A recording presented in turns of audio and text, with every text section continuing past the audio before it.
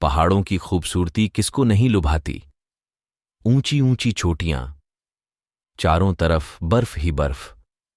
यूं लगता है जैसे कोई सन्यासी धूनी लगाई बैठा है।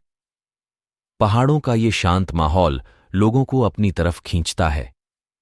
इनकी ऊंची चोटियां चुनौती देती लगती हैं। इन चोटियों को फतह करने का बहुत से लोगों को जुनून होता है, मगर पहाड़ इन लोगों के जुनून का भी इम्तिहान लेते हैं। गलतियां होने पर सख्त सजा देते हैं। कई बार तो ये मौत की सजा भी देते हैं। भारतीय पर्वतारोहियों की एक टीम एवरेस्ट को फतह करने के लिए गई थी।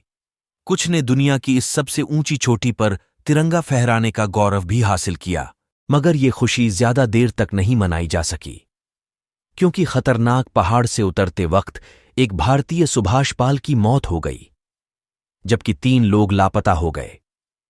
वैसे ये पहली बार नहीं था जब एवरेस्ट ने किसी जुनूनी को मौत की सजा दी थी। एवरेस्ट की चढ़ाई करने वालों को मालूम है कि इसकी चढ़ाई के रास्ते में बिखरी पड़ी हैं लाशें, क्योंकि पहाड़ मौत की सजा देने के बाद भी इन लाशों को आसानी से नहीं छोड़ते। बरसों बरस ये मुर्दा इंसान बर्फीली दरारों, चट्टानों के बीच पड़े रहते हैं। आपको बता दे, एवरेस्ट पर पड़ी सबसे चर्चित लाश भी एक भारतीय जवान ही था, जो एवरेस्ट फतह करने गया था, मगर अपनी जान गंवा बैठा था। ये लाश ग्रीन बूट्स के नाम से मशहूर है। आंकड़े बताते हैं कि एवरेस्ट पर ऐसी 200 से ज्यादा लाशें पड़ी हुई हैं। बरसों से इनका कोई नाम लेवा नहीं, मगर इंसान का इस छोटी को जीतने का जुनून कम नहीं हुआ है। कई बार तो चढ़ाई करने वाले इन लाशों पर पैर रखकर ऊपर चढ़ने या नीचे उतरने का सफर तय करते हैं। इतनी ऊंचाई से कोई भी लाश उठाकर लाना मुमकिन नहीं होता, और बर्फीले माहौल में रहने की वजह से ये जल्दी से खत्म भी नहीं होती।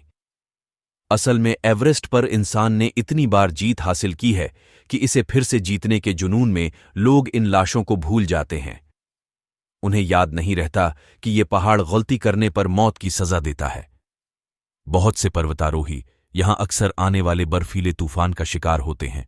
कई लोग इतनी ऊंचाई पर जाकर सोचने समझने की ताकत गंवा बैठते हैं, और वहां पर ऐसी गलतियां करते हैं जिनकी कीमत जान गंवाकर चुकानी पड़ती है। सबसे ज्यादा मौतें एवरेस्ट की चोटी के करीब के हिस्से में होती हैं। ये इलाका डेथ जोन के नाम से बदनाम है। लोग अक्सर चढ़ाई की तैयारी करते वक्त गलतियां करके जान गंवाते हैं। कई बार तो मौत का आंकड़ा इतना बढ़ जाता है कि नेपाल की सरकार चढ़ाई के अभियानों पर रोक लगा देती है, मगर जल्द ही लोग सब कुछ भूल जाते हैं और नए सिरे से इस ऊंची चोटी पर चढ़ने की तैयारी शुरू कर देते हैं। इस काम में इतना पैसा मिलता है, इतनी शोहरत मिलती है कि लोग अपनी जिंदगी को भी दांव पर लगाने से नहीं हिचकते।